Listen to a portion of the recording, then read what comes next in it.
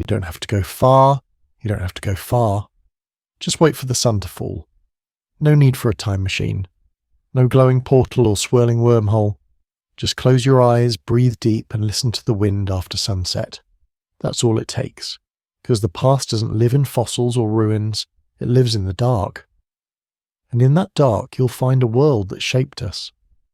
Long before buildings clawed at the sky, before cities hummed with neon and noise, before satellites blinked overhead and streetlights chased shadows into alleys, there was fire. And beyond the fire, there was everything else. Night in the prehistoric world was not the silence we know now. It was a creature breathing, watching, waiting. This wasn't a planet made for humans. It belonged to the forests, the mountains, the skies, to the cold and the wild and the beasts who never blinked. And when the sun slipped behind the horizon each evening, it was their world once again. No flickering bulbs, no glowing screens, only flame and fear. The night we fear today, the one we lock behind doors, pierce with headlights, dilute with electric moons, is just a ghost.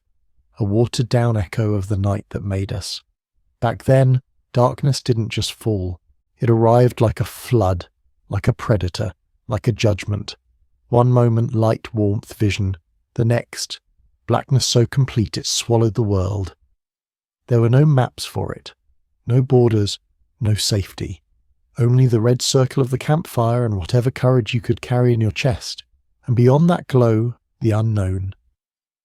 And the unknown was never empty. The stars were there, sure, but they were cold, silent, distant, too far to offer help. The moon wandered like a pale ghost, sometimes full, sometimes absent.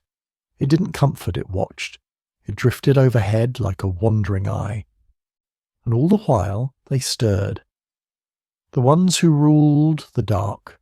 Saber-toothed cats whose eyes reflected firelight from the bushes, giant owls that flew without sound, hyenas with teeth like shears and laughter like death.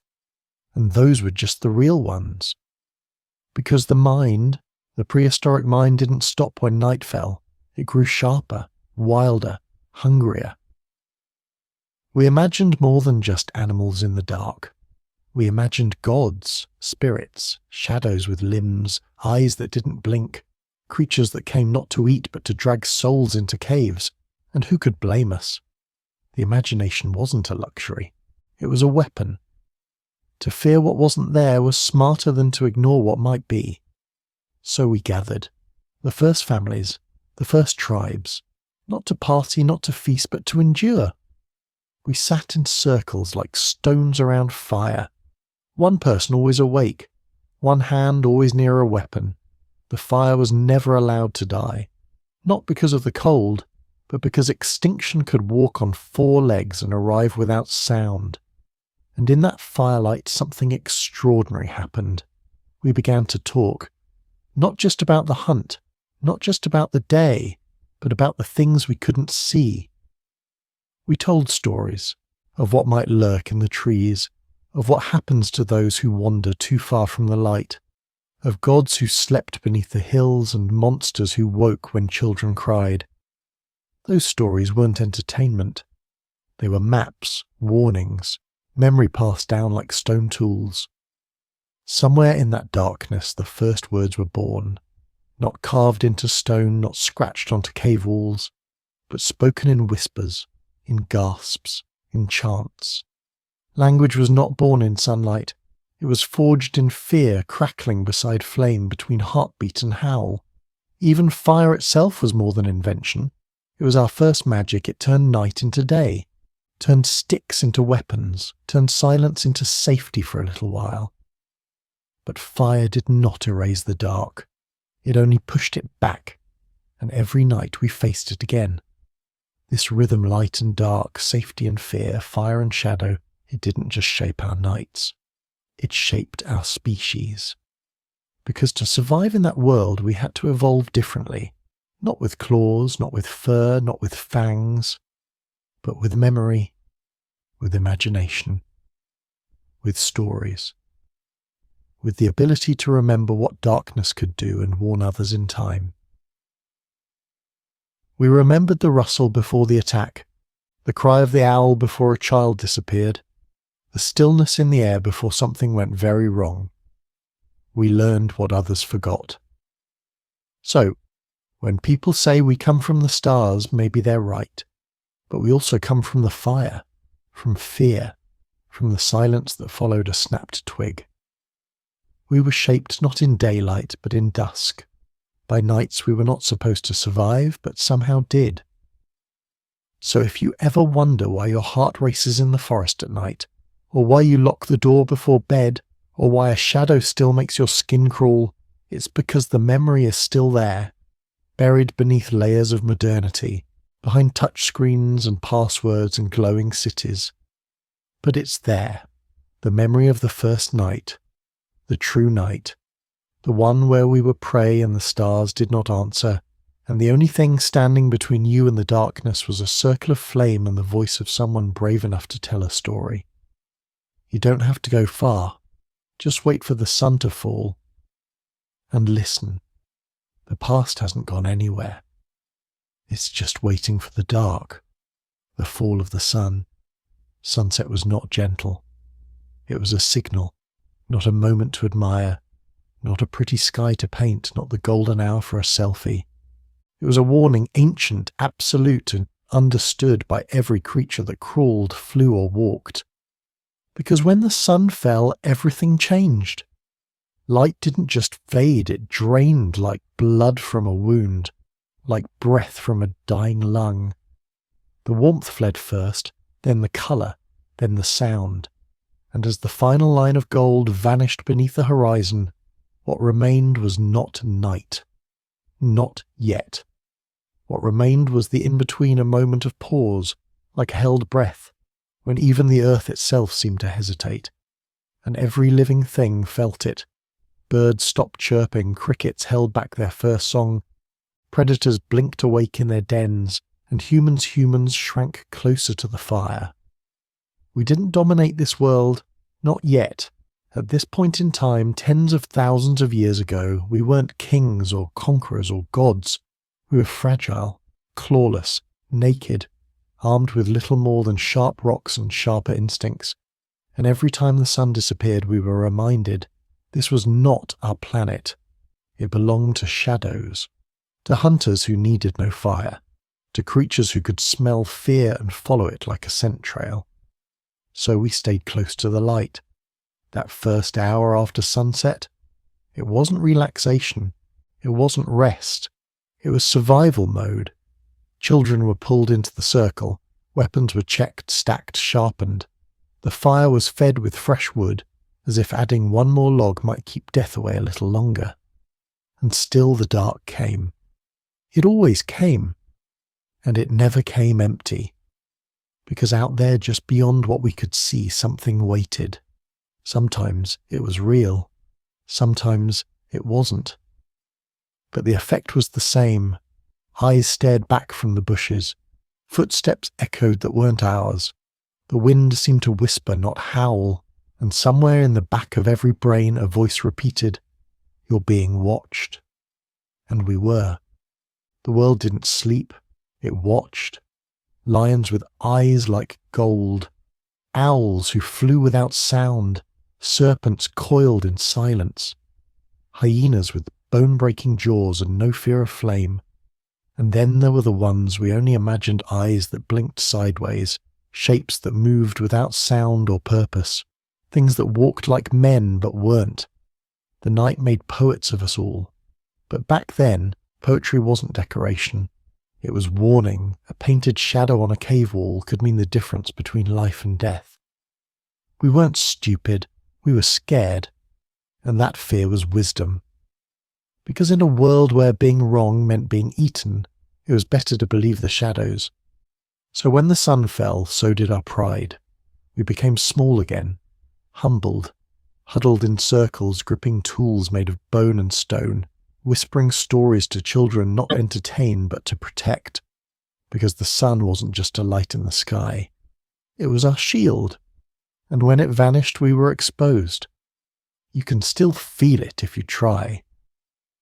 Go far enough from the city out into the deep wild where there are no power lines, no headlights, no noise but the wind and the rustling of branches, and wait for sunset.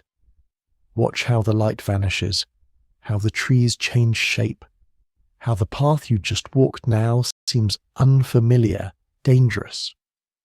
And listen, you'll hear it.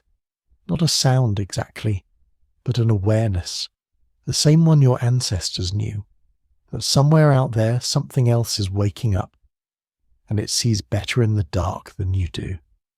This is where night begins, not at midnight, not at twilight, but at the fall of the sun, that first moment when the sky turns from orange to black, when the shadows stop stretching and start swallowing, when every sound becomes louder, closer, wrong.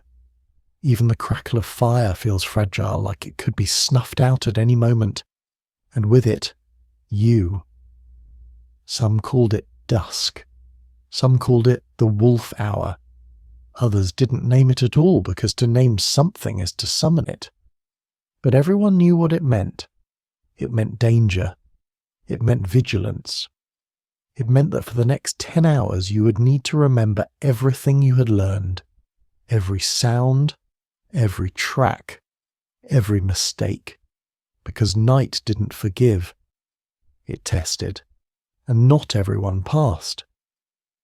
And so we built rituals around this moment. The moment when the light died. Some tribes sang, others stayed silent. Some left offerings to whatever spirits roamed the dark. Some simply stared into the fire, hoping the flames would be enough to keep the dark back, enough to make it to morning, enough to see the sun rise again. Because the fall of the sun wasn't just a daily event. It was the beginning of a test, and each morning that followed was proof. We survived again. Today we take it for granted. We watch sunsets with coffee in hand, we chase the golden hour for perfect photos, we stand on balconies and admire the view. But the bones beneath your skin, the blood in your veins, they remember. They remember a time when sunset meant fear, when nightfall meant danger, when every fire was a fortress and every shadow was suspect.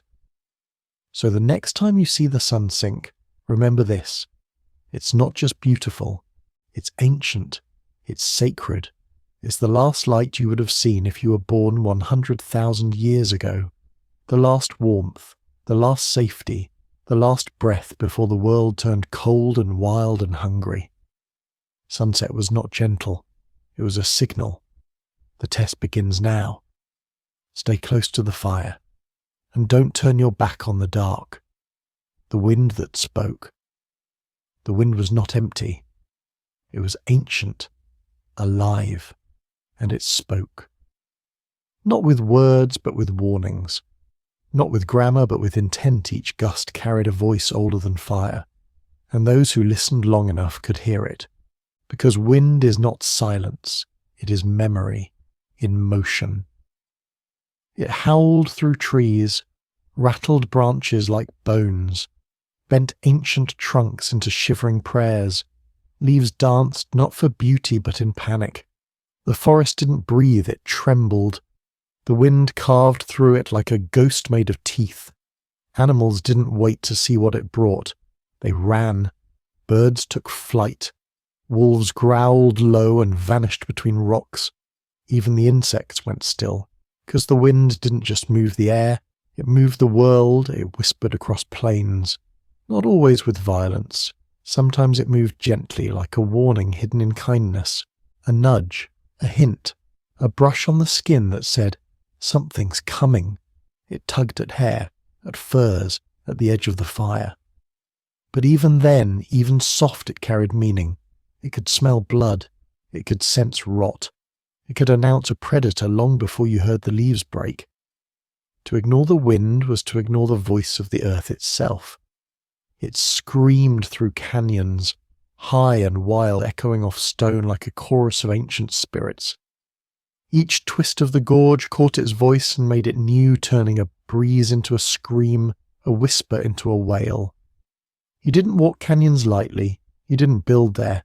You listened. Because when the wind wailed, it wasn't just noise, it was a warning from the bones of the earth. That something had changed, that something had died, that something was watching. The wind carried more than weather. It carried secrets. The scent of a kill hours old, the breath of a lion just beyond the hill, the sweat of strangers, a rival tribe, downwind and hungry, the smoke of fire not your own. It brought you information you didn't ask for, truths you didn't want, but needed. And the wise ones, they listened. Some called them shamans, others madmen. But every tribe had one. The person who sat still when the wind rose, who turned their face toward the storm, who sniffed the air, closed their eyes and told you if death was coming. Not with magic, not with spells, with instinct, with attention, with the ability to remember what the wind had said before and know when it changed its voice. Because the wind had moods. It could be kind. It could be cruel. It could carry dust so thick it blinded the world for days. It could hurl rain sideways like knives. It could carry heat that killed the crops or cold that cracked bone. The wind had no loyalty, only purpose. Some nights it brought madness. When the wind turned warm in the dead of winter, when it blew with no pattern, no rhythm, people whispered that spirits were loose. The air felt wrong. Even the animals wouldn't eat. On those nights, fire seemed too small, voices fell quiet.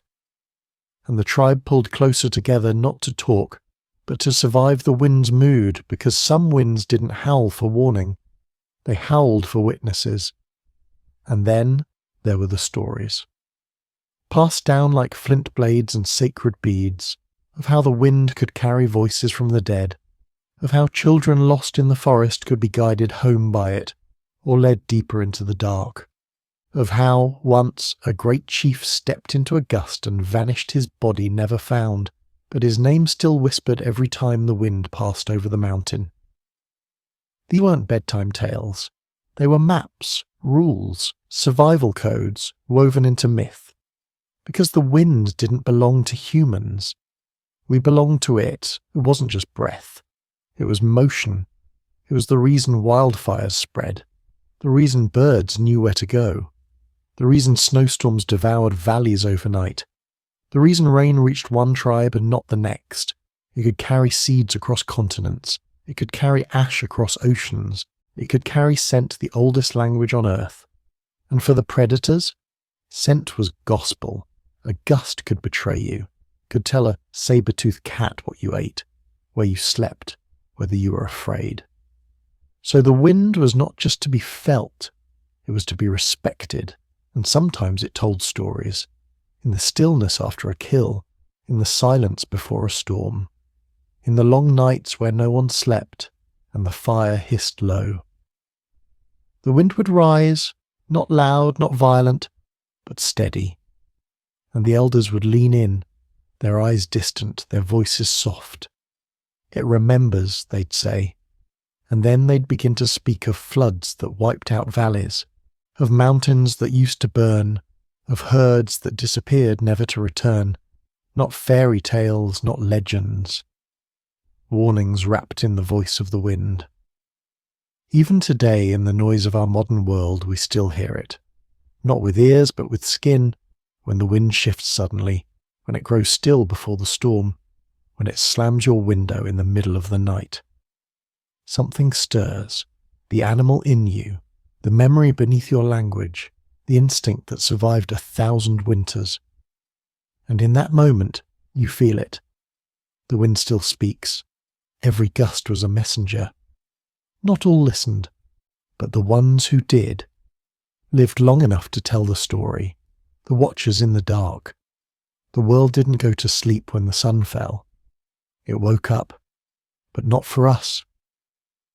After dusk, the earth belonged to other eyes older, sharper, quieter. We weren't the rulers of the night. We were the intruders, the trespassers, the ones who dared to light fire in a kingdom of shadows. Because when night came, so did them, the watchers, the real ones, built not for daylight, but for darkness. They moved without sound. They saw without light. They waited without mercy. saber-toothed cats, giant owls, hyenas with bone-breaking jaws. These were not monsters from myth. They were real, and they were near. Not lurking in legends, but in the tall grass outside the firelight, behind the rocks, between the trees. The moment dusk fell, we weren't hunters anymore. We were potential. We were prey. Their eyes were their weapons. Some glowed green in firelight. Others didn't glow at all. They absorbed light, pulling it into pools of black that watched, measured, decided. They didn't need colour, didn't need clarity. They saw motion. They saw heat. They saw the moment your heartbeat changed. And they never blinked. The saber-toothed cats were the kings of this night, not in number but in silence.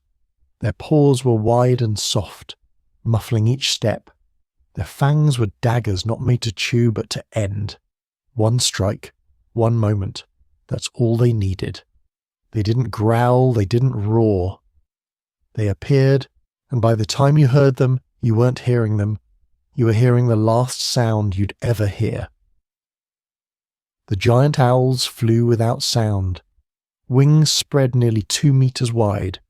Talons curved like fishhooks. Eyes that could see a heartbeat through leaves. And feathers so fine the air didn't even notice them passing. They didn't flap. They floated down from the trees onto the neck of a small creature who never even looked up. No scream, no struggle. Just gone. Then came the hyenas, not elegant, not graceful, but unstoppable. Their teeth didn't just tear, they crushed. They could break bones like dry twigs, and they knew how to wait. They followed, they circled, they laughed high, cruel, maddening. They were the scavengers, yes, but they were also strategists. They studied your firelight, they studied you. And when it flickered low, when you stepped too far from the circle, they came. Not one, many. These were just a few. The dark was full of others, eyes we've never found, teeth that left no bones, creatures so silent, so effective, that they didn't leave fossils, only fear. And that fear, it lives in us, still. Why do your hairs rise at the back of your neck in a dark forest? Why do you turn on the light in an empty hallway? Why does a whisper in the night feel like a scream? Because you remember, not with your brain, with your blood, with the bones of ancestors who sat in fire circles holding spears and hoping the night would pass without incident. They didn't sleep. They didn't joke. They watched, because something was always watching them back. Some nights we saw nothing, and still we stayed afraid, because the absence of sound wasn't safety. It was strategy. The best predators don't make noise. They don't show themselves. They wait. They stalk. They learn. They act when your fire is low, your guard lower, your fear forgotten. And that's when they strike. So we made fire. We sang songs. We told stories of gods and demons. We painted animals on cave walls, not because we worshipped them, but because we remembered them. Memory was a tool, a weapon, and story was our alarm system. We didn't rule the night. No, we survived it by listening, by watching back, by learning which shadows meant death and which ones just looked like it. Because sometimes the things we feared weren't predators. They were our own imagination, but that didn't make them less dangerous. Fear that keeps you alive is not foolish. It's sacred. It's evolutionary gold.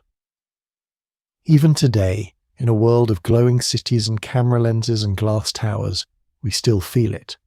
That primal panic when the power goes out, when you're alone in the woods, when something moves in the corner of your vision. Your modern mind says it's nothing. But your body? It remembers the watchers. It remembers when the world belonged to other eyes, eyes that didn't need help to see, eyes that didn't close when they killed, eyes that knew your heartbeat before you knew theirs. And the truth is, they're still out there, not the same species, not the same shapes, but the same role. Night is still watched, and we're still vulnerable. All we've done is build brighter lights, but lights don't change history. They only push back the edge for a little while. The dark still waits, the watchers still watch, and somewhere inside you, deep inside, you're still that fragile figure crouched by the fire, waiting for the dawn. The world belonged to other eyes after dusk. We didn't see the dark. The dark saw us, and only those who understood that lived long enough to see another morning. Circles of fire. Fire was not comfort. It was protection, not warmth, not leisure, not luxury. It was a shield flickering, crackling, sacred against a night that wanted us gone. A wall of light against 1,000 unseen threats. We didn't sleep next to the fire. We clung to it, like a lifeline, like breath, like the only heartbeat that wasn't our own, because in a world without fences, walls, or doors, fire was the only thing between us and what waited in the dark, and the dark was never empty. We didn't invent fire. We found it, in the aftermath of lightning strikes, in volcanic bursts, in the smouldering remains of forests devoured by flame. At first it terrified us. It killed without thought. It moved with rage. It consumed faster than teeth and louder than storms. But something in us, something ancient, stubborn, desperate, saw not death, but power. And so we reached for it, risked burns, risked death. And when we finally held it, when we learned how to carry it, feed it, keep it, everything changed. The first fires weren't for cooking. They weren't for rituals or gatherings or joy. They were for safety. They were circles, small, bright, pulsing borders drawn in flame. And inside that circle we became something new, temporary masters of our tiny world. Outside the circle, chaos, predators, eyes, silence that could strike like a snake. But inside, light, heat, the illusion, however fragile, of control. There's a reason every camp, every hunting group, every ancient village built their life around fire, not beside it, around it. Because fire wasn't a tool. It was a guardian. It didn't just keep the cold away. It kept death away. Saber-toothed cats didn't dare cross it. Hyenas paced at its edge, whining but not advancing. Wolves circled wide. Even insects turned back. Because fire didn't care who you were, it destroyed equally. To predators we were meat. To fire we were fuel. But we were clever. We learned how to feed it without becoming part of its appetite. We gave it wood, bone, fat, anything to keep it alive. Because if it died, we might too. The circle of fire wasn't just physical, it was emotional. It was where children learned the stories, where elders whispered warnings, where hunters shared what they'd seen beyond the ridge. The fire was the heart of the tribe. It spoke in crackles and sparks. It lit the faces of those we trusted. It cast shadows of the ones we feared. And sometimes it flickered just enough to show us both at once. We didn't just sit by fire. We watched it, tended it, tested it. Logs were chosen with care, not too dry, not too wet. The fire had to breathe but not burn wild. We learned to read the flames. Was it calm? Was it angry? Did it pop like warning? Did it fade like sickness? A dying fire was more terrifying than any growl in the dark, because a dying fire meant you were about to meet the night alone. Even sleep was a ritual of fire. We didn't rest deeply. We dozed in shifts, one eye open, one person always awake, feeding the flames, staring into the dark. They weren't guards. They were keepers. And to be chosen as a keeper meant you were trusted, with fire, with lives. Because if you failed, if you let the fire go out, the circle broke, and the things outside came in. There were times it happened. A storm soaked the wood. The wind scattered embers. A mistake, a misstep, a breath too long. The fire went cold, and when it did, when the light was gone, we learned what lived just outside our reach. Eyes, claws, teeth, waiting, always waiting. So we made fire not just habit but holy. We danced around it. We buried the ashes of old fires and built new ones on the same spot. We painted it on cave walls as spirals, suns, flares from the mouth of gods. Because fire wasn't just survival. It was memory, the symbol that we were learning, that we were changing, that we were no longer just creatures of instinct, but beings of choice. We chose to make fire, to guard it, to sit together beside it, and in doing so we began to shape the first pieces of humanity. Today, fire is everywhere. In wires, in screens, in engines, in artificial suns that light our cities and cook our food. But the memory, it hasn't left. That ancient panic when the power goes out, that sigh of relief when the campfire catches, that instinct to build a circle, to face outward, to keep the centre bright, it's all still there. Buried under glass and concrete and technology, the animal that remembers the darkness still clings to the flame. Fire was not comfort, it was protection. And even now, when we light a match, when we strike a lighter, when we stare too long at the glowing orange coil of a heater, we aren't just warming our hands, we're remembering how we survived. Cries in the night, a baby's cry was love, and a death sentence. It was the most human sound, the first sound, a signal that life had begun, that a child had entered the world. But in the deep wild, under stars that did not care, on soil still ruled by fang and claw, that sound could mean the end, not just for the child but for everyone. Every sound betrayed location, a branch snapping, a cough too loud, a crackling laugh beside the fire. But none were as dangerous as the cry of an infant, because it was sharp, sudden, impossible to silence, and it carried, through trees, across plains, over mountains, it echoed like a beacon, like blood in the water, like a map to those who hunted by sound. There were no walls, no padded homes, no soundproof rooms or hospital monitors.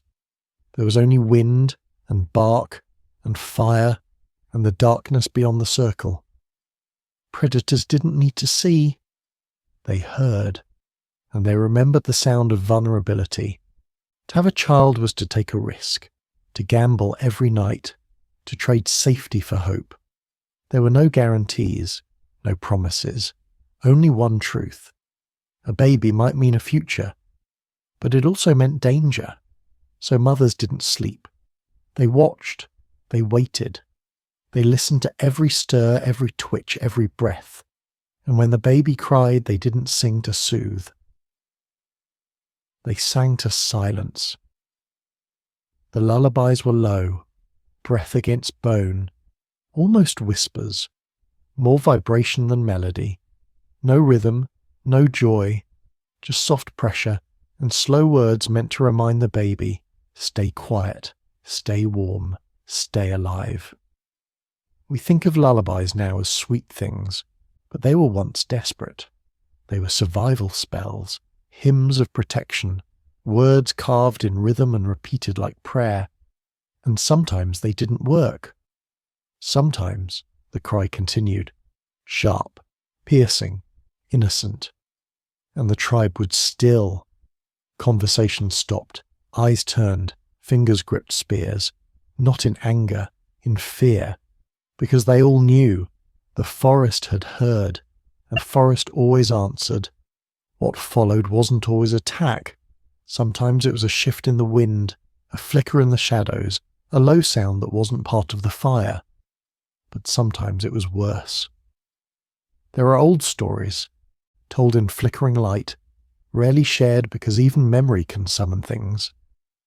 Stories of cries that called the wrong attention, of silent stalkers with curved claws, of great cats that crept like ghosts through the brush, of things with many legs and no eyes, of scavengers that smelled weakness and followed it for days.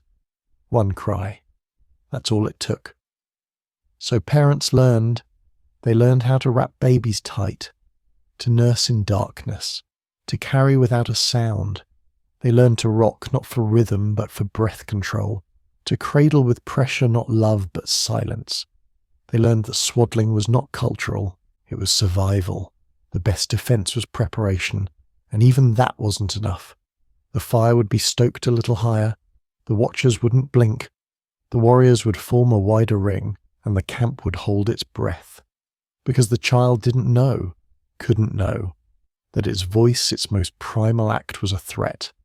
Some mothers were praised for raising quiet children, some were not so lucky. There were decisions that had to be made, the kind no story likes to tell, the kind that left scars too deep for words. But they were made, because the tribe had to survive, even if not everyone within it could. Still, we didn't stop having children. We didn't give up, because even the cries that brought fear were reminders of something larger than survival. Hope. Hope that the fire would last, that the predators would not come, that the child would grow, and that one day it would tell stories of its own. We risked everything to pass on our blood, our language, our memory, and sometimes, when the cry stopped, when the child slept, when the night passed quietly, we felt something close to joy. The mothers were not alone. Fathers learned the songs. Siblings knew how to hush. Even elders, wrapped in furs, would hum under their breath. Old lullabies long forgotten, but never truly gone. A village of whispers. A circle of fire. A people stitched together by the need to protect the most vulnerable sound in the world. Cries in the night still haunt us. Even now, when a baby cries on a plane, when it wails through the walls of an apartment, when a mother rocks it, shushing, humming, aching. The world may have changed, but the instinct hasn't. We still freeze, we still turn, we still feel that echo in our bones, not annoyance, not anger, but memory of what it once meant, of what it might still mean. A baby's cry was love and danger, and proof that we were still choosing to fight the darkness. Every lullaby was a promise. You are not alone. You are not prey. You are why we survive. When silence was a sound. The loudest terror wasn't a roar. It wasn't a scream, a howl, a growl echoing through the trees. It was silence. Complete. Unbroken, heavy, the kind that presses against your skin, that tightens your breath, that makes you listen not with your ears but with your bones. No birds, no insects, no wind. The grass didn't move, the branches didn't sway. Even the fire, once crackling and warm, seemed to quiet. That was the moment. The one that meant something had shifted, that the earth was holding its breath. That something or someone had entered the space between heartbeats. Because predators did not come with noise, not the real ones, not the ones that mattered. They came like ghosts, like the thought before the nightmare. They moved without sound, without scent, without warning. And when they were near, even the earth went quiet. We learned to fear silence. Not because it was empty, but because it was full of eyes, full of tension, full of decisions being made in the dark. The forest knew, the animals knew. Even the wind knew when to stop. Because something worse than weather had stepped into the clearing. Something that didn't need permission to kill. We think of noise as disruption, but noise is life. Birds chirp when they feel safe. Insects hum when they are unwatched. Leaves rustle when no threat watches from the brush. Noise is a vote of confidence. But when it all stops at once, that's not peace. That's a warning. That's a primal alarm only the old world understood. And we heard it. We still hear it. Even now. There are stories from the elders. Not the ones told at the fire, but the ones whispered after. Of nights so quiet you could hear a baby's heartbeat across the camp, of mornings where even the crows stayed gone, of paths that should have been loud with buzzing flies but were silent, because something had walked there the night before, something the animals remembered, something they refused to sing near. In those moments, humans didn't speak, didn't move, didn't even breathe too loud. Mothers held their children close, pressing lips to tiny ears. Fathers held spears low, not to fight but to listen, because it wasn't just the predator that was silent, it was the earth itself. It was said that when a true hunter approached, the world flattened, sound curled inward, light dimmed, even the flames bent lower, as if bowing to something older than fire. And in that stillness, every creature made a choice: hide, run, pray, or pretend to be stone and hope you were too small to matter. We didn't always survive those silences. Sometimes they were just the beginning of a night where the fire burned low and something moved beyond the line of vision. No roar, no hiss, just absence. And then the sudden rush, the scream, the disappearance, and still the silence returned, almost as if it had never left, as if it had come to reclaim what belonged to it. We began to watch for it, to read it, to study the stillness like scripture. If the frogs stopped croaking, if the wind refused to blow, if even the leaves seemed to hold still in the air, it meant one thing: we were being watched. Today, we no longer live in forests or caves. Our world is full of noise machines, voices, cities that never sleep.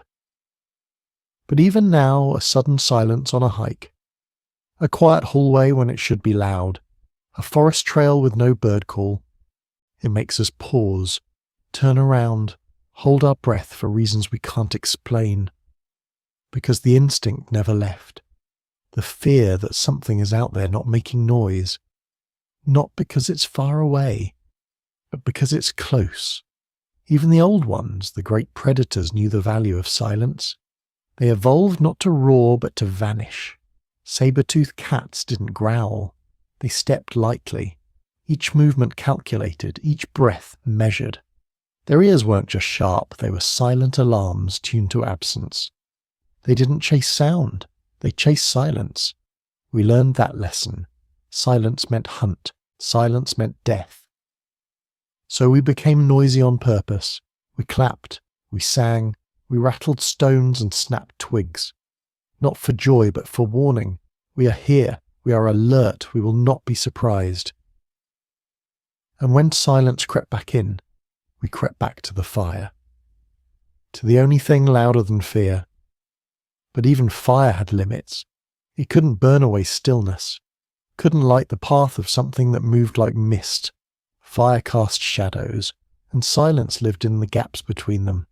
So we learned to pair light with sound, to hum, to speak, to remind ourselves we were not alone.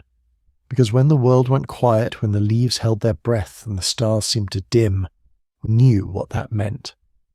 Silence, in the old world, was not peace. It meant something was near and strong and deadly and not in a hurry, because only things with no fear walked without sound. The loudest terror came in complete stillness.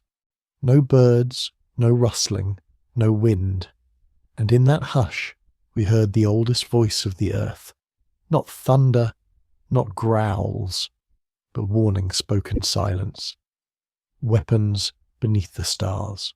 Spears weren't for hunting, not at night.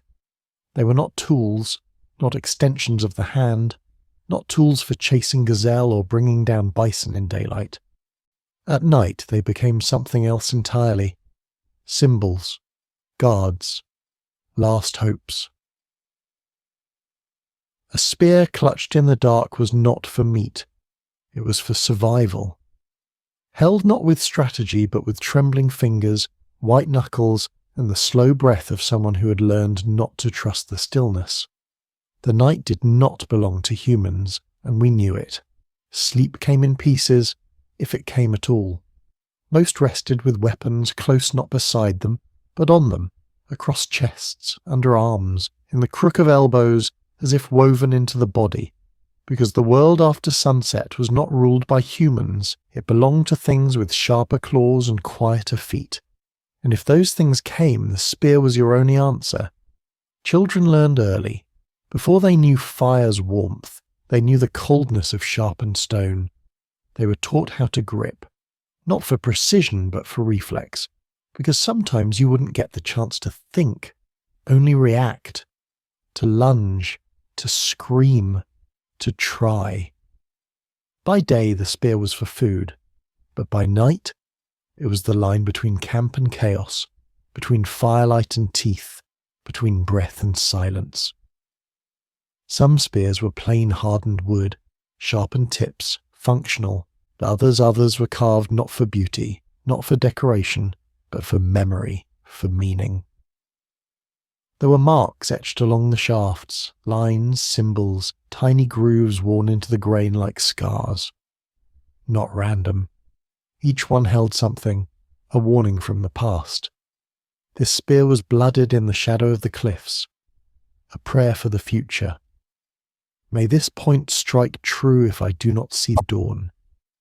A name not of the bearer, but of something they'd killed, or something that nearly killed them. Spears became storytellers.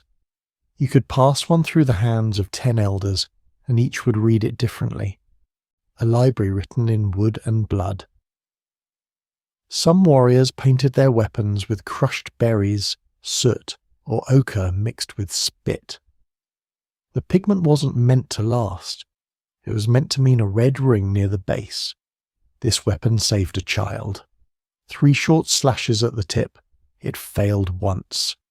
Because even weapons had memory, and no one wanted to trust a tool that had known only failure.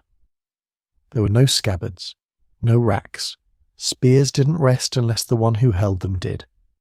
And even then, rarely. They were passed between hands like torches lit not by flame but by fear and resolve. The night was full of whispers, wind, footsteps, the crackle of dying fire. But sometimes, in the deepest part of the night, you could hear something else. The quiet, deliberate sharpening of stone against stone. Someone was awake. Someone was preparing. Because someone always had to be ready. We didn't worship the spear, but we respected it. It was more than a weapon, it was an oath. I will not go quietly. If death comes, I will meet it standing. This is the line I draw. And every time we made a new one, shaped the tip, carved the shaft, smeared it with ash or song, we weren't just making a tool. We were declaring our will to live. The stars overhead didn't watch. They didn't care. They blinked in the cold silence, distant and untouched. But below, in the glow of flickering fire, humans gripped their spears and stared into the dark. Not because they believed they could win, but because they believed it was worth trying. Predators didn't fear fire, not all of them.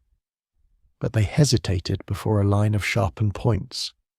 A half circle of humans, silent and ready, was sometimes enough to make even the boldest beast reconsider. We didn't have claws, we didn't have fangs, but we had resolve. And sometimes that was sharper.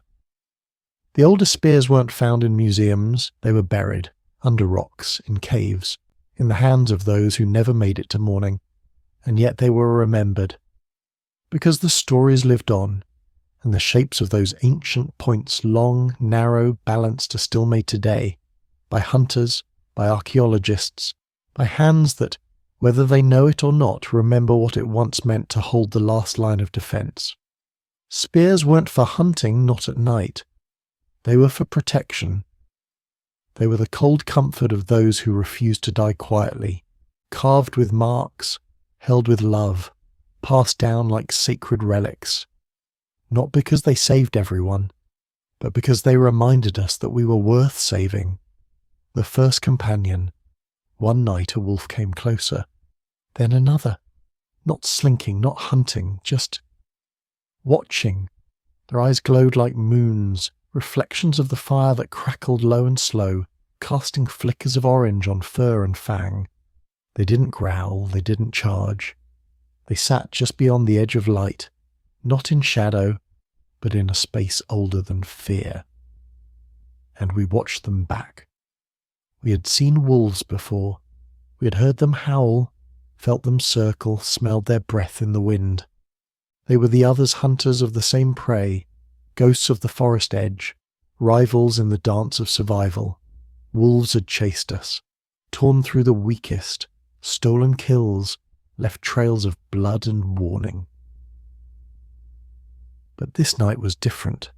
This night they stayed. No teeth bared, no sudden moves, just presence. Eyes that blinked slowly, ears that tilted gently toward us, bodies coiled but not tense. They could have attacked. Instead they listened. To the fire, to our voices, to the strange heartbeat of creatures who built warmth from sticks. And we listened back. There were no words, only breath, crackles, and something deeper. Recognition, not of peace but of possibility. We didn't know what they wanted. Warmth? Food scraps? Curiosity? Maybe all three. Maybe something older. Because in those moments, beneath a sky pricked with cold stars, something passed between us. Not spoken, not promised, just understood. In the days that followed they returned, always after sunset, always at the edge of flame, not as a pack, but as individuals, the bold, the curious, the ones who broke ranks with instinct.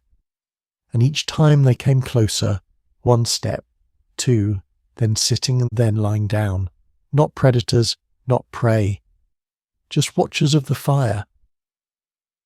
At first we threw bones, to distract, to satisfy, to test the distance between trust and regret. They snatched the bones, not with frenzy, but with a strange patience. Like they'd been waiting all along. Some elders warned us. Wolves don't forget their teeth. They were right. But the young were curious. So were the hungry. And hunger makes bold decisions. A leftover scrap became an offering. A tossed bone became a ritual. And soon the wolves stopped running. They stayed. They didn't bark, didn't whine, didn't beg. They waited, watched. And when danger crept too close, a shadow that didn't belong, a movement in the grass, they growled. Low, subtle, not at us. For us, that was the moment everything changed. Because for the first time in memory, we were not alone in the dark. Something else had chosen to stand near, not from dominance, not from submission, but from something older than language. Recognition. The first companion wasn't tamed. It wasn't bred in pens or cradled in arms. It chose us, and we chose it.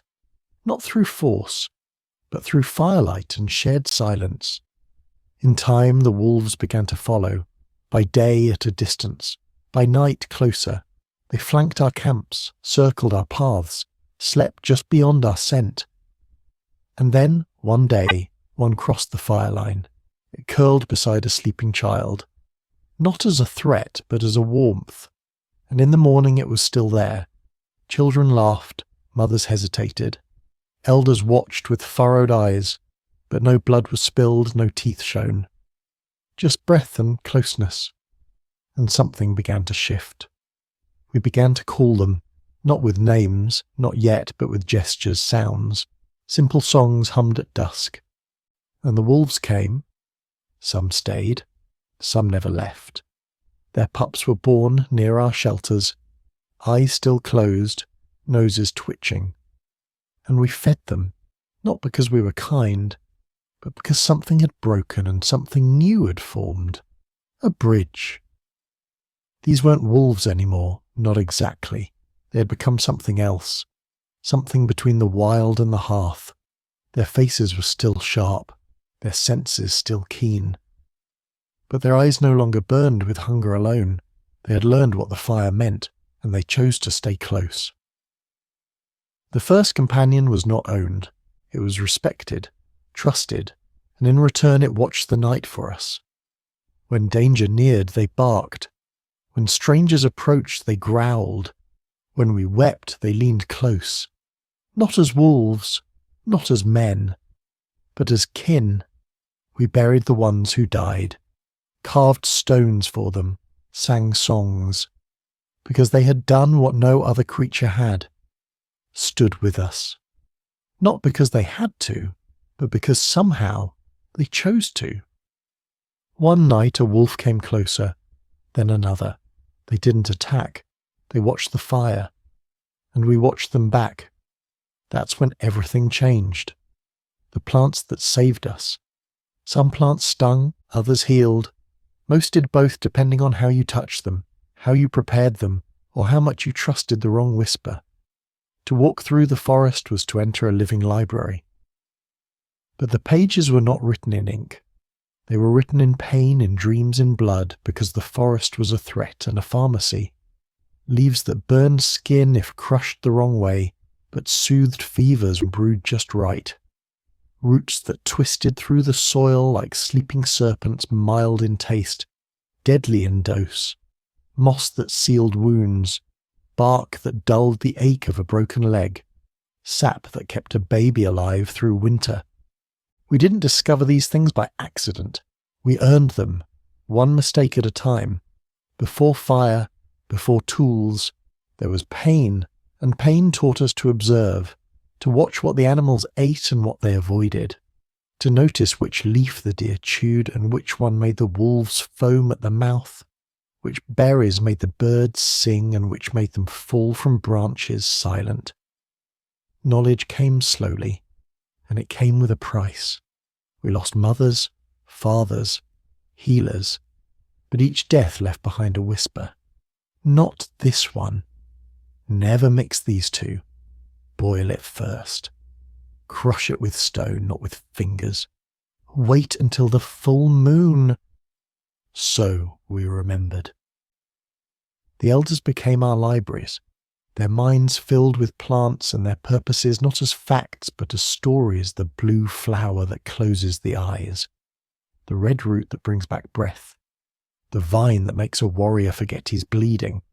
They didn't speak in measurements, they spoke in feeling, in metaphor, in memory, and their recipes weren't written.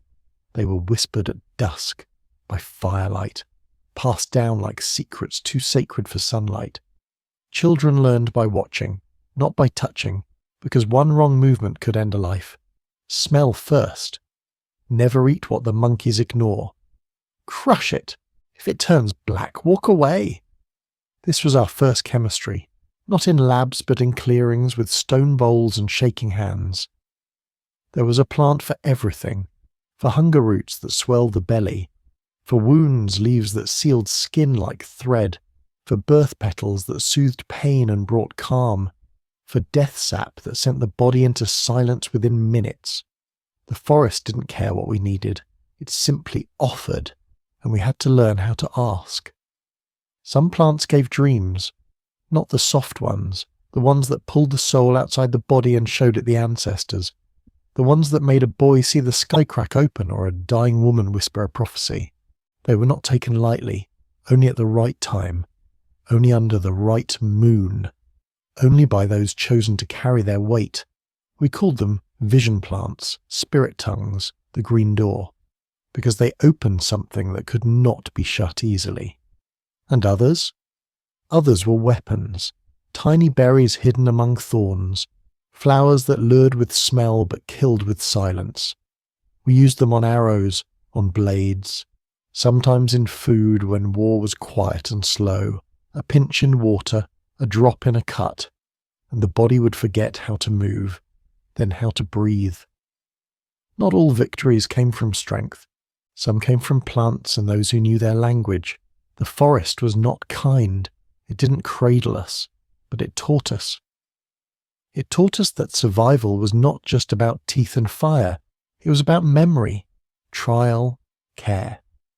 It was about listening to leaves, to bark, to silence. Because sometimes the plant that saved you looked exactly like the one that killed your brother. And only a whisper stood between them. We began to mark the plants, not with signs but with stories. The tall grass near the red stone cures cough. The vine that coils like a snake burns the skin. The flower that smells like honey hides a bitter death. We made songs out of them, rhymes, rituals, because memory fades but music stays. And we could not afford to forget.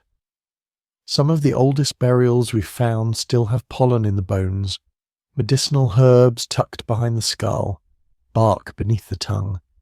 We didn't just use the forest in life, we carried it with us into death, not for healing, but for guidance. Because if a plant could save a life, perhaps it could help a soul find its way. The healers were feared as much as they were loved. They held power, not of swords, but of choice. They could bring back breath. They could end suffering. And in the dark, when screams echoed through camp, it was the healer who stepped forward with a pouch of crushed leaves and a quiet voice. Sleep now, let the forest carry you. Even today, with bottles and pills and hospitals and screens, we still seek the green. In teas, in salves, in strange herbs sold by strangers who call them by older names. Because deep down, we remember. We remember that once in the wild, plants saved us. Some plants stung, others healed. Elders whispered recipes for sleep, strength, and poison. The forest was a threat and a pharmacy. The mind of the night. Imagination didn't come from art. It came from fear. It was not born under daylight, but in the long, echoing dark, when shadows moved without footsteps and wind took the shape of breathing. The first spark of human creativity wasn't a painting. It wasn't a song. It was a story told by trembling voices to explain the unexplainable, to give shape to the terror that had no face. Because long before we painted bison on cave walls, we painted monsters in our minds. The night didn't just test the body, it tested the mind. The body feared teeth, but the mind, it feared what it couldn't see. A rustle in the grass, a flicker behind the fire, the pause in birdsong just before something stepped too close. The mind built stories around those moments, not because they were true, but because they were useful. If fear kept us awake, fear kept us alive. The child who imagined eyes in the trees was more likely to survive than the one who didn't. Because sometimes there were eyes in the trees, and it was better to flinch at nothing than to ignore something. Our imagination wasn't weakness, it was armor. The first horror stories weren't entertainment, they were maps of the unknown. Warnings passed down in whispers, tales of creatures in the woods, of spirits in the river, of shadows that dragged breath from the sleeping. They weren't meant to scare, they were meant to prepare. Around the fire we told each other lies, but the lies had purpose. Don't go past the second hill, the wind woman waits there. Never whistle after dark, the forest will answer. Sleep with a coal at your feet so the dead know you're warm. None of these were science, but all of them were truth. The kind that lives in the blood, not the books. Because fear makes memory sticky, and we needed to remember. Every myth had a shadow in reality. The monster that crept into tents, probably a leopard. The spirit that followed wanderers, maybe a desperate silent hunter. The forest didn't need ghosts to be deadly, but we needed ghosts to stay out of it, so we built stories, and through those stories we survived. Our brains began to change. Other animals felt fear, but we turned fear into language, into images, into nightmares we could pass to others. We invented characters, places, rules, the bog witch, the one-eyed watcher, the cursed pond that swallows sound, each tale shaped by the terrain, each monster crafted from the bones of real threats. In snowy lands the cold man came, in deserts the sand whisperer, by rivers the drowned children waited with hollow mouths. Imagination became a tool, a weapon, a cloak against the night. When we painted caves we weren't decorating, we were protecting marking territory, calling ancestors, telling the darkness, "We see you." Even dreams changed. Before we could speak we saw. Visions of teeth, falling, eyes that blinked but never closed. These weren't random. They were rehearsals, the mind's way of running drills, preparing for ambush, simulating threats so we could survive the real ones. The nightmare wasn't failure, it was training, and every child who screamed awake was a child more likely to live. The cave became our theatre, not for performance but for meaning. We lit fires deep inside, painted the walls, acted out the hunt, recreated the death of a predator with grunts and dust and red pigment. Not for fun, for memory, for control. For the illusion that if we named it, if we mimed it, if we turned it into story, we could bend it to our will. And it worked. Stories spread faster than fire. A village in the mountains told of the Black Panther with glowing eyes. A valley 2 days away had the same tale. How? Because fear travels faster than footsteps, and the mind that trembled in the dark became the mind that imagined survival. Not all stories were terrifying. Some were hopeful, explanations for why the sun returned, tales of protectors in the sky, voices that guarded children in their sleep. But even these were rooted in the dark, because the need for comfort only comes when you first understand how deep the fear is. We dreamed of monsters, and so we dreamed of heroes. We imagined death, and so we imagined life beyond it. Every shadow gave birth to a candle. And that's how imagination grew. Not from paintings, not from poems, not from luxury, but from fear raw, primal, useful. Today we write books, we make films, we scare each other for pleasure, but the roots are still there, deep, ancient, pulsing with the same rhythm, the rustle, the silence, the breath on your neck when nothing's there. The mind of the night still lives in us. It always will. Imagination didn't come from art, it came from fear. The mind that trembled in the dark evolved into the one that dreamed. The first horror stories were warnings wrapped in myth, the creatures that never were. Some shadows were real, others were inventions. But in the dark there was no difference. We didn't wait to see teeth before we ran. We didn't need to hear a growl before we sharpened spears. Because long ago, in the silence between firelight and forest, imagination became instinct, and not every monster had to be real to be dangerous. The beasts that hunted us were many: saber-tooths, leopards, massive flightless birds that could break bones in one strike. But the ones we feared most, the ones we spoke about in hushed tones, they were never found in the fossil record, because they never left bones behind, only stories.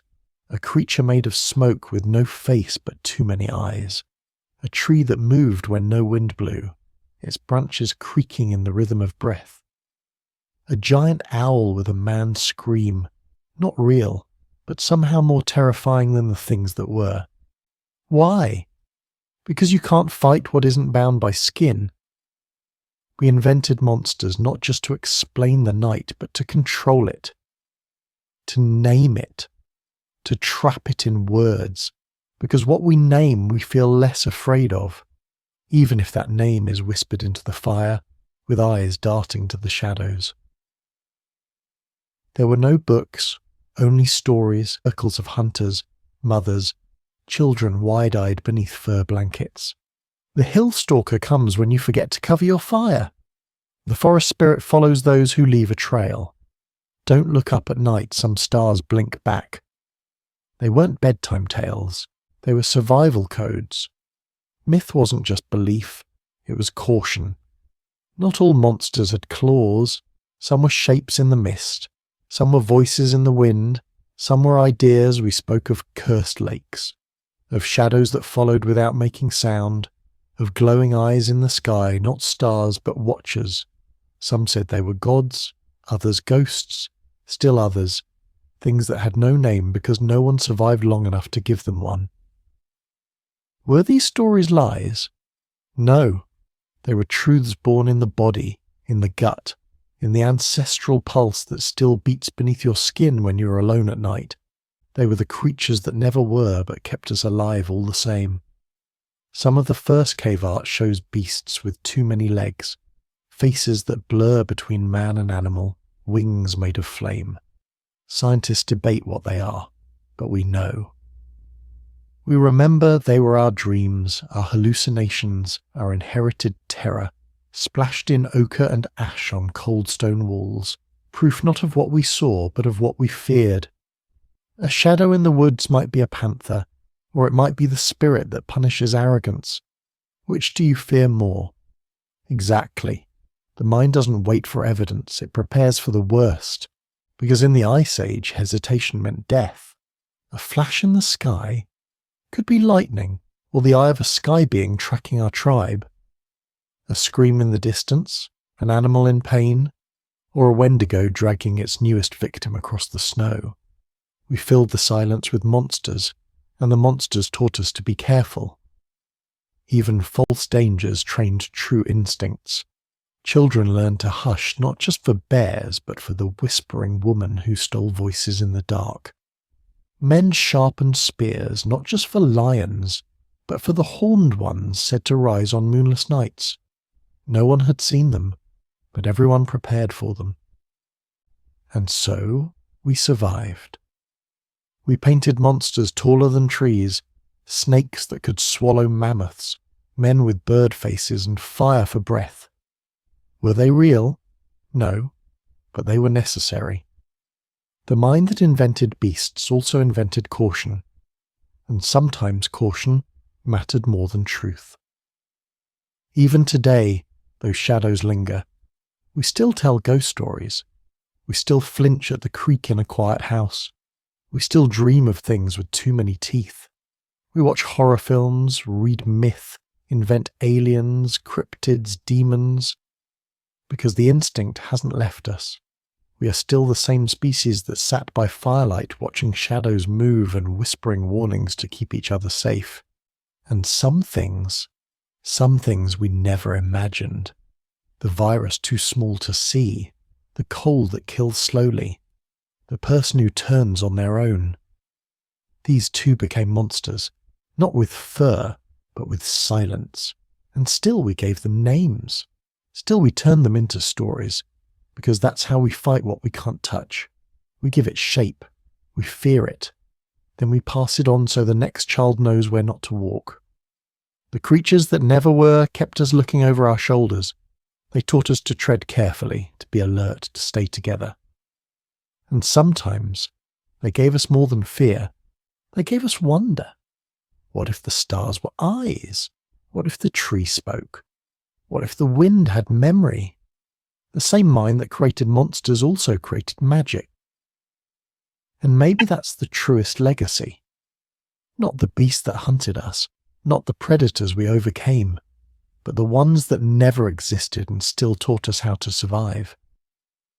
Some shadows were real, others were inventions, beasts made of smoke, trees that moved, eyes in the sky. But even imagined monsters kept us alive. They still do. The hunt that never slept. Some tribes didn't fear the night. They entered it while others clung to fire, some moved past it. Out into the black, not to flee but to hunt, because the dark was not only a curse. For the brave, for the clever, for the desperate, it was a weapon. The night didn't belong to humans, it never did. But some refused to wait for sunrise. They studied the owls, watched the panther, copied the silent pads of wolves, and slowly, quietly, they learned how to move like shadows. Most feared the things that hunted in darkness, but a few became one of them. They wrapped their feet in moss, darkened their skin with ash, painted stripes to mimic the light through trees. They timed their breathing with the wind. They used the owl's silence, the cat's stillness, the fox's listening ears. They weren't fearless. They were aware. And that was enough. To hunt at night was to let go of sight and trust everything else. Every breath became a warning. Every scent became a clue. Every distant sound a question. Friend, prey, or predator. These hunters didn't move fast. They moved right. A toe pressed into mud. A hand glided along stone. Their presence thinner than fog. When they entered the forest didn't notice, not until it was too late. They hunted what others could not. Nocturnal boars, night-stalking cats, the kind of prey that slept lightly and killed when startled. But the reward was greater, meat still warm, bones fresh, skins thick with winter fat. Food worth the risk. They carried spears not to throw, but to hold steady weight in ambush. They used stars to mark positions, but not for light. They used darkness for cover. They used moonlight only when it betrayed others. Because the best hunters were invisible. Even their rituals were silent. No chanting, no war cries. Just a hand on the earth before leaving, a whisper to the trees, a touch to the blade of the spear not for luck, but for focus. Sometimes they didn't return, lost in the shadows, claimed by the very thing they stalked. And the tribe would know, not by a body, but by the stillness of the forest the next night, the absence of birds, the absence of wind, because even the dark respects its own. But when they did return, with meat, with hide, with scars, they weren't greeted as heroes. They were greeted with silence, as if they'd brought something back with them, something the fire couldn't burn away. And maybe they had, because to walk in the dark is to carry its scent forever. Some said these hunters were different, chosen, touched, not quite animal, not fully human. They dreamed in growls. They slept like wolves, lightly and rarely. They saw eyes in firelight that others didn't. And if they were ever asked, "Weren't you afraid?" they only smiled and said, "There's more to fear at noon than midnight." The animals adapted to the night, so did we. Eventually we sharpened not just spears but hearing smell, memory. Our tools became quieter, our tactics patient, and our stories changed. Once the night was ruled by demons, then by gods, then eventually by men, not because we conquered it, but because some learned to walk with it. They didn't bring light, they brought skill. They didn't flee from monsters, they studied them. They hunted like the hunted, moved like the feared, became what prey could not detect, and in doing so, they changed us. Children watched them return and wanted to follow. Mothers feared it but whispered their names with pride, and around the fire their deeds were told not loudly, but in low measured voices, because their stories belong to the dark and the dark listens.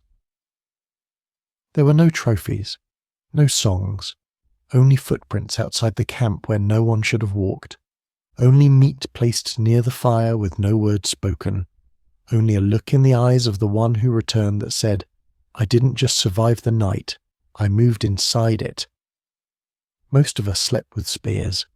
Most of us stayed close to flame, but some rose when others rested, stepped beyond the edge of firelight, melted into trees and mist, not mad, not cursed, just tuned to a frequency the rest forgot. Even now, that instinct lives in some. The soldier who sees better in night vision than sunlight. The tracker who hears a branch snap beneath snowfall. The child who walks forests without fear. It's in the blood, buried beneath centuries of lamps and locks and fences. But it's there, and it remembers. Some tribes used the darkness hunted within it. They moved silently like shadows themselves. The night wasn't just fear. For the brave, it was a weapon. Whispers and warnings. Stories were not entertainment. They were instructions not for fun, not for bedtime. They were maps marked in blood, breath, and bone. Because long before language was written, before ink met page, our ancestors told stories to survive. The elders didn't sit by the fire to amuse. They sat to warn, their voices cracked like dry bark. Their eyes always half in shadow. They had seen things, they had lost people. And so when they spoke, they didn't begin with "once upon a time." They began with "listen." Each tale had teeth. The ghost woman who wailed in the trees, she wasn't there to scare children. She was a lesson about wandering alone. The beast that stalked from the hills with one red eye, not myth, but a memory of an ambush long ago. The curse that came to those who whistled after dark. a way to teach silence, discipline, respect for the unknown. Our ancestors didn't fear monsters. They respected them. Because monsters carried meaning to a child, they were terrifying. To a mother, they were tools. A wolf's shadow could make a toddler cling tighter. A whispered curse could stop a teenager from sneaking into the woods. Fear was the first education. Stories kept the young close to the fire, and sometimes that saved their lives because just beyond the circle of flame, the night watched, and it listened. One misplaced laugh, one reckless footstep, and something with real teeth would answer. So the elders filled that space with caution. Every tale had purpose. The river spirit who took children who swam too far warned of currents. The hill demon who lured with beautiful voices taught skepticism. The tree that ate those who plucked fruit without thanks taught gratitude and reverence. You didn't just hear a story, you learned how not to die. And each story changed, retold, reshaped, depending on the tribe, the weather, the season. But the lesson stayed the same, because truth in the Ice Age was never a fact. It was a feeling, a warning lodged in your chest like a thorn of memory. Some would argue the tales weren't real, but in that time, real didn't matter. The line between myth and memory was thin. If the monster kept your sister from wandering too far, did it really matter if it existed? If the spirit in the cave made hunters whisper instead of shout? Did you really want to test its patience? Caution wore many masks. It could be a one-eyed bird, a three-legged panther, a child who never blinked, and behind each mask was a lesson. When elders told of curses, they spoke softly, not to frighten but to pass on. It was their duty, a sacred act. They didn't own the stories, they inherited them.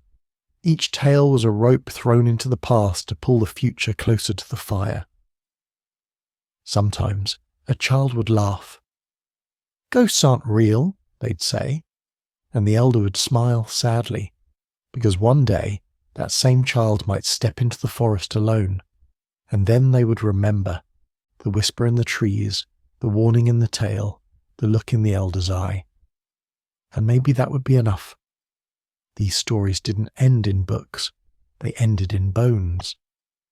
The girl who didn't heed the river tale her necklace found downstream, the boy who mocked the night spirit, his footprints leading into the hills and vanishing. And so the stories grew teeth, claws, eyes that watched even when no one was looking, because someone always vanished, and someone always remembered why. In those days, memory was more than history. It was a weapon, a guide, a lifeline. So we carved it into cave walls, painted it in red earth and ash. But more often we passed it from lips to ears, from mother to daughter, from hunter to boy, from survivor to those who still had time to learn. And even now, the stories remain, not exactly as they were, but echoing. We call them fairy tales, ghost stories, legends, but beneath the fantasy still lives the function. Keep the child close, keep the fire burning, keep the night outside. We're no longer in the forest. Not really, but we still flinch at the creak on the stairs, still pause at an unexplained shadow, still hush children from wandering too far, because inside us still burns the memory of those early nights. Still lives the voice that whispers, "Don't go beyond the circle." Stories were not entertainment, they were instructions. Elders didn't just tell tales, they issued survival manuals. Ghosts, beasts, curses, all served one purpose: to keep children close to the fire. Burials by moonlight. Not all dead waited for morning. Some were buried by firelight, some beneath the silence of stars. Some before the predators could sniff the air. Because when someone died, the world changed immediately.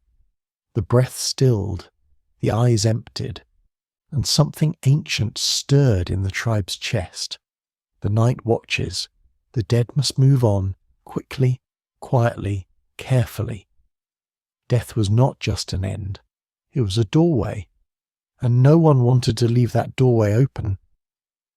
In those early camps, graves weren't lined in gold. There were no headstones, no prayers in books. There was earth, there was ash, there was moonlight.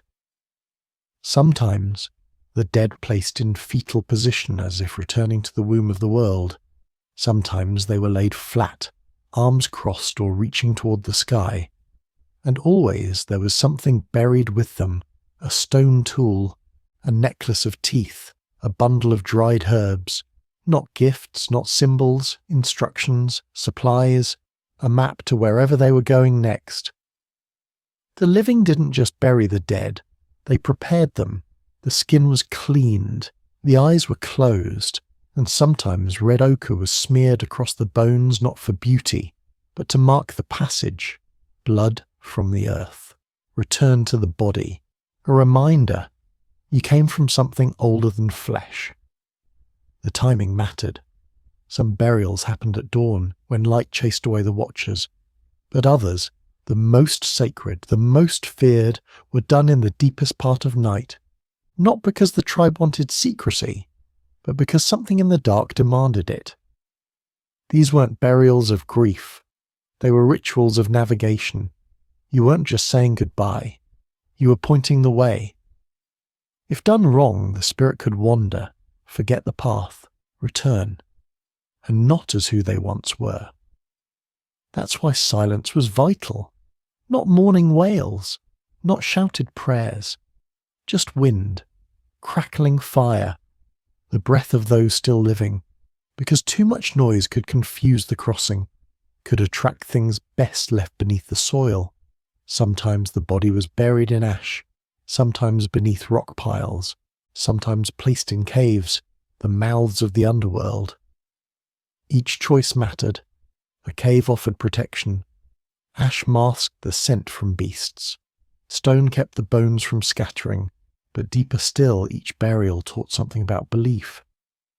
There were no books, no temples, no gods with names yet, but there was a sense unshakable, primal, that death was not nothing, it was somewhere, and we had to mark the exit so we'd remember the entrance. Children were warned not to walk near the fresh graves, not to speak the names of the dead too soon, not to step on the soil that had recently moved, not out of superstition, out of memory, because long ago something had gone wrong and the story had survived.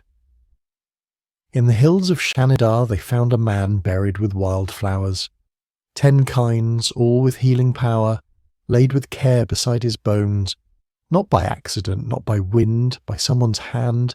Even 65,000 years ago, grief had a ritual, and burial had intention. To bury someone at night was to trust the stars. They lit the path when fire couldn't. They watched from above, the ancestors maybe, the gods perhaps, or just the reminder that not everything was dark. Graves weren't just tombs, they were portals to mystery, to myth, to memory. When you passed a grave, you didn't just see where someone ended.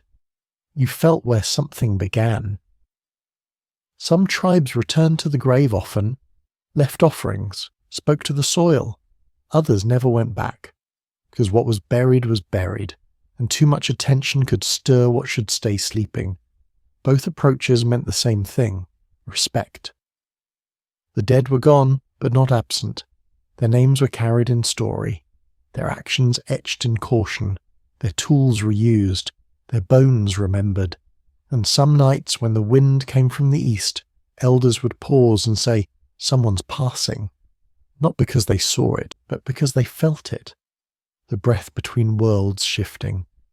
Modern graves are lined in stone and steel, but beneath them, beneath every headstone and plaque, still lies that same truth.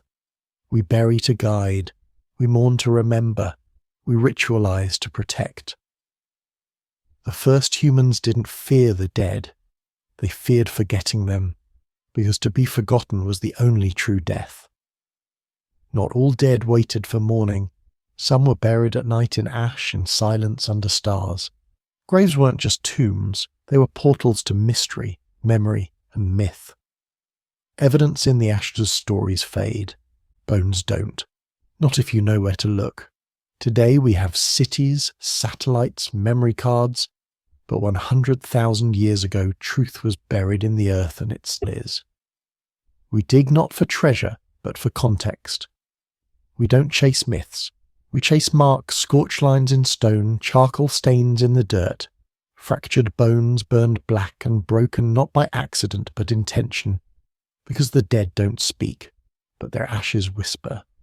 The night we think of as romantic, peaceful quiet, it once held teeth and roar, and now it holds the evidence of how we survived it. Archaeologists don't just find bones, they find patterns of pit surrounded by cracked rocks, soot clinging to stone, the slight shimmer of heated flint. These aren't decorations, they're decisions made by trembling hands under a sky filled with predators, beside the only light that kept death away. Fire was never just warmth, it was strategy, and the remains prove it.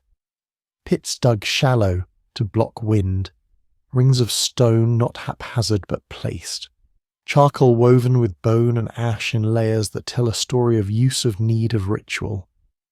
The bones don't lie, they show cuts, scrapes from tools, burn marks on joints not from carelessness but from purpose. Some belong to animals, some painfully to humans, and the message in them is clear: we did what we had to. Campsites weren't planned.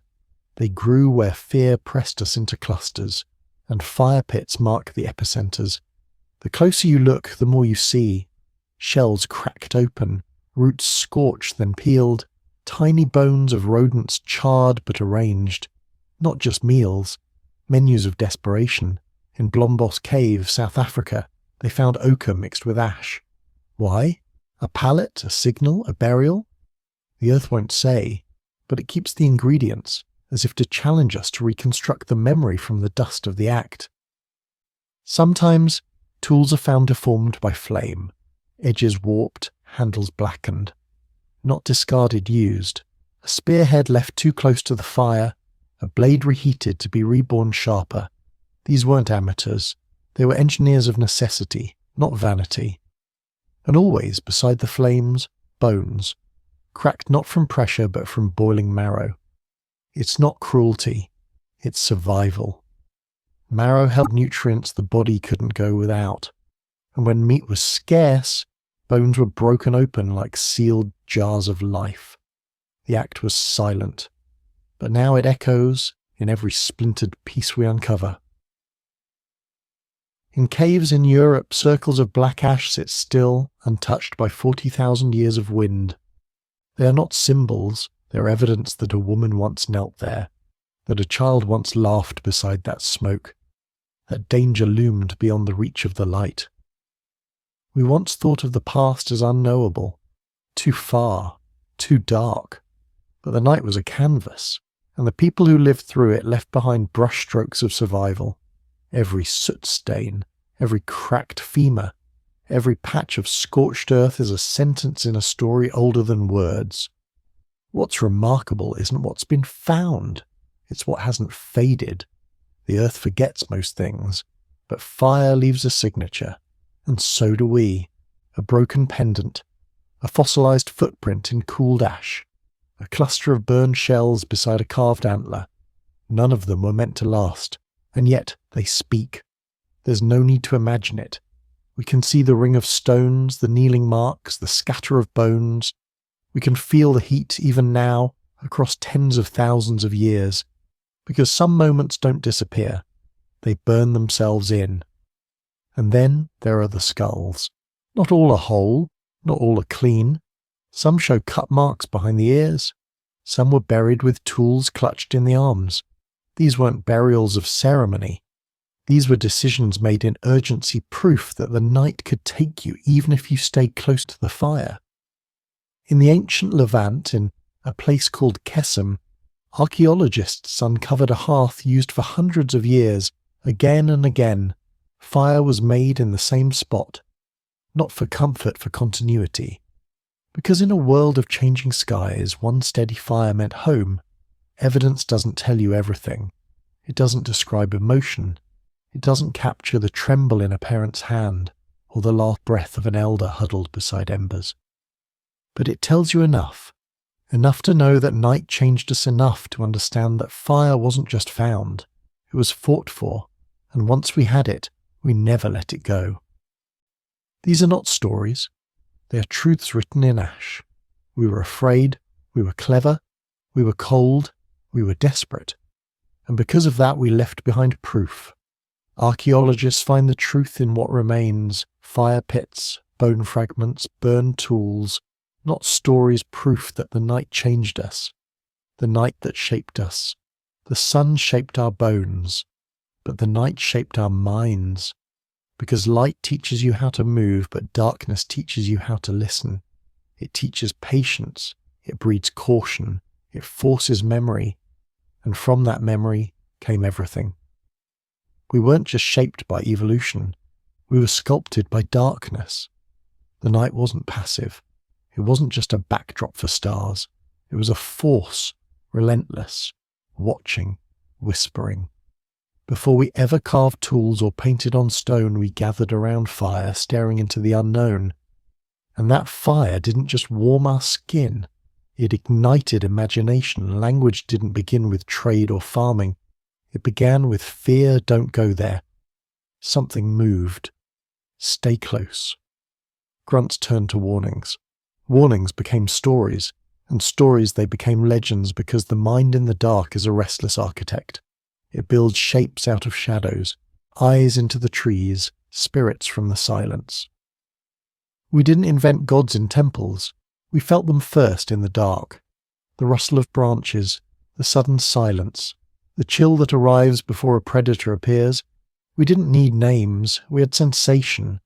The sense that something larger was out there, watching, testing, deciding. Before we bowed in cathedrals, we knelt in caves. Not from worship, from wonder firelight dancing on walls, hands painting red ochre into spirals and beasts. Why? Not for art, but for memory. A reminder to the next child, we were here, we saw the same night, and we survived it. Fear gave us myth. Fire gave us ritual, silence gave us reflection. And all of them gave us something that evolution alone never could: meaning. In the darkness we learned rhythm. The rhythm of breaths, of heartbeats, of wind through the grass. It's what made music possible, drums before words, humming before song. When the stars emerged, we didn't just look up, we remembered. And eventually, we gave them stories too. Orion wasn't a hunter at first, he was a warning that something was always overhead, and it had teeth made of fire. Night trained us to prepare, to stay close, to plan for what couldn't be seen. The first rituals were survival scripts. Place the stones this way, face the dead that way, speak the name only once. To you it's folklore, to them it was insurance. A whispered spell against the unknown. And as the rituals grew, so did the bond. Not just between humans, between generations. Because the night demanded inheritance. The old didn't just tell stories for fun. They passed on protocol, what to do when the howls come close, what not to eat, where not to step. Every tale had stakes, every lesson had blood behind it. Even dreams were forged in darkness, not peaceful ones, not always, but dreams of caves collapsing, of fires flickering out, of eyes in the woods that don't blink. And yet, the dreamer woke up, and remembered, and told someone, and so memory became tool. In time, the darkness became less feared not because it changed, but because we adapted. We built systems in our mind, not just where to run, but who to trust, what to carry, how to wait. We didn't conquer the night, we folded it into us, let it shape the way we parented, the way we listened, the way we believed. That's why, even now, we sit around campfires. We whisper when the lights go out. We pause when a branch breaks in the dark. We carry the instincts of 10,000 generations who trained their minds to fear shadows, but also to imagine through them. Modern life forgets this. Our nights are filled with glow, streetlights, screens, white noise. But deep inside something remains, a pulse that quickens in silence, a breath that slows when the power cuts, a strange comfort in seeing someone else still awake beside you. Because we weren't designed for solitude in the dark. We were built to gather, to share, to warn. Even now, in stories we tell children, we teach the old ways. Don't stray too far, listen to the wind, not every light is safe. The night is still shaping us, in dreams, in fears, in moments of stillness. It gave us our first fears but also our first questions. What comes after life? Why does the fire flicker? Who is watching when we sleep? Evolution gave us muscle and bone, but night gave us culture. The things that can't be seen but still hold power. Songs, stories, symbols. The night sculpted us with gentle, invisible hands. And maybe that's why we still tell ghost stories, why we fear what we can't name, why we believe in more than what we can measure. Because something in us remembers the caves, the fire, the silence, the moment a branch snapped just beyond the light and everyone turned at once. Night created rituals, language, gods. Fire gave us warmth. Fear gave us stories. Silence gave us memory. We weren't just shaped by evolution. We were sculpted by darkness. We still carry the night inside us. We light up our cities now. We cover the night in concrete and neon. We chase shadows away with smart bulbs, motion sensors, street lights that never sleep. But darkness never left. It just changed shape. And even now, in our quietest moments, it returns. You feel it. Not in the storm, not in danger, but in the silence after midnight when every hum fades and the world holds its breath. That's when it stirs. A chill along the spine, a glance over the shoulder, a sudden awareness that something might be watching, even when we know we're safe, even when the doors are locked, because we never truly left the night behind, we just buried it under glass and wire. Look at the stories we still tell, the monsters we imagine, the fears that make millions flock to cinemas and hold their breath in the dark. Ghosts, shadows, eyes in the mirror. They are not new. They are remnants, ancient warnings echoing forward in new costumes. Why do we fear the woods at night? Why do children ask for night lights? Why do we flinch at creaks in empty rooms? Because the fear is not modern, it is ancestral. It's the same fear that once kept us alive, the fear that made us huddle around flames, that taught us to stay still when the forest went silent, that made us whisper instead of scream, and no amount of technology can unteach a memory carved into bone. You don't need a saber-toothed cat to feel hunted. You just need to hear your name when no one else is there. You don't need to see the eyes. You just need to feel the gaze. And suddenly you remember what your ancestors knew. The dark is not empty. It is watching.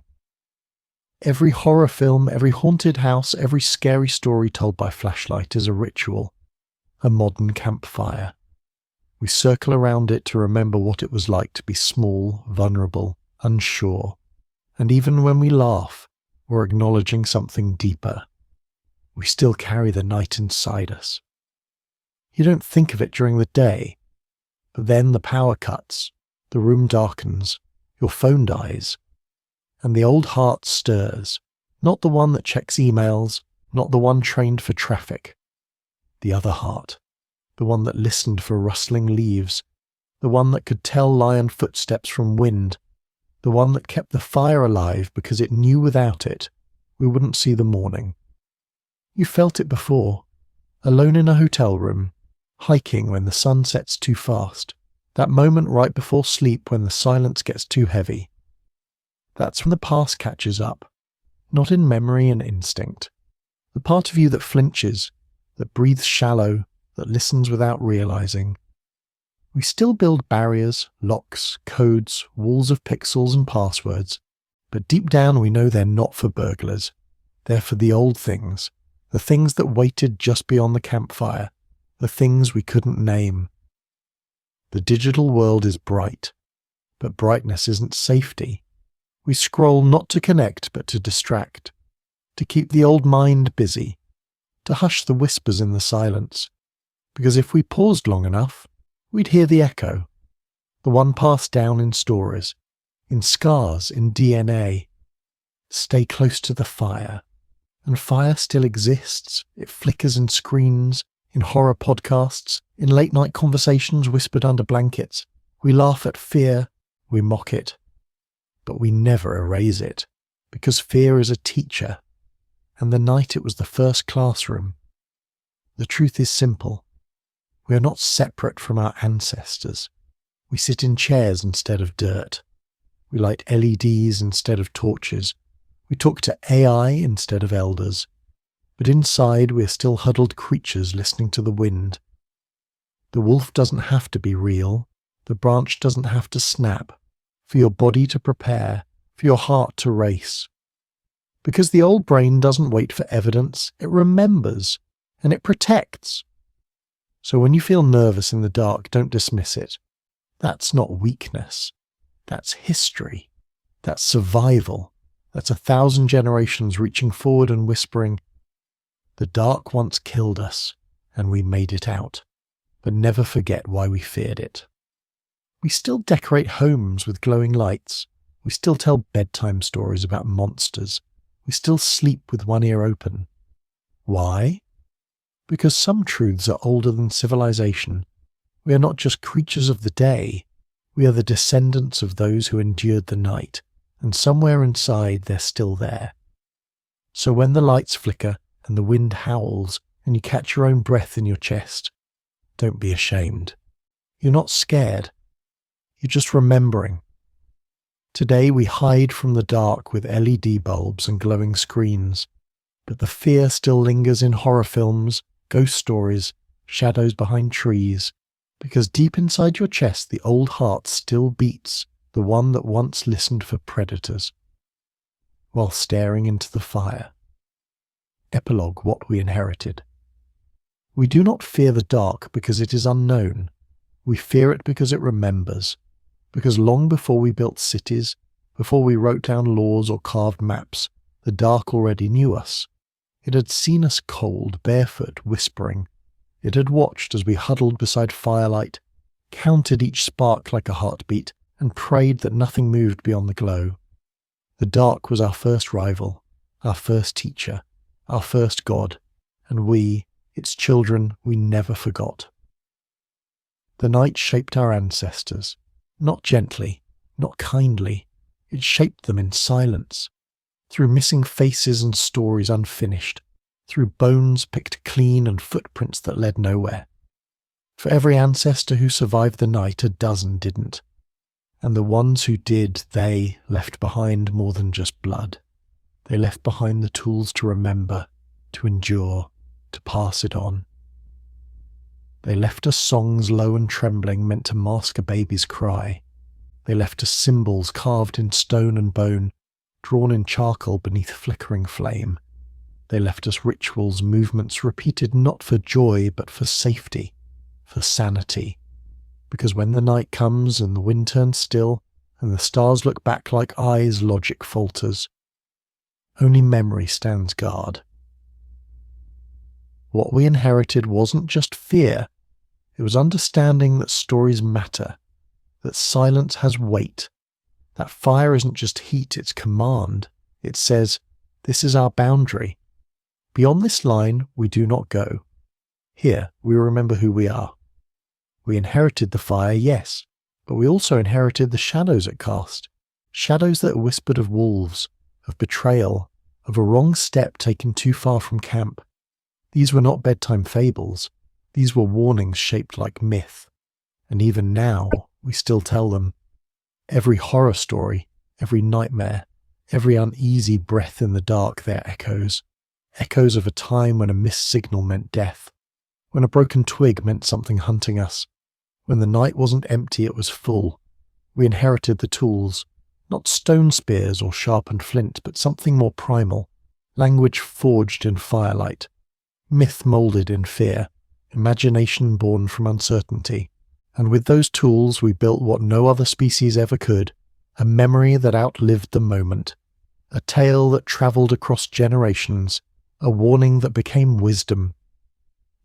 When we learned to pass on fear without seeing the threat, we became human, because to survive is instinct, but to remember, to teach, to mourn what was lost and dream what could be, that's inheritance. That's legacy. That's the real gift our ancestors gave us beneath the stars. We built homes with doors and locks. We built cities with towers and alarms.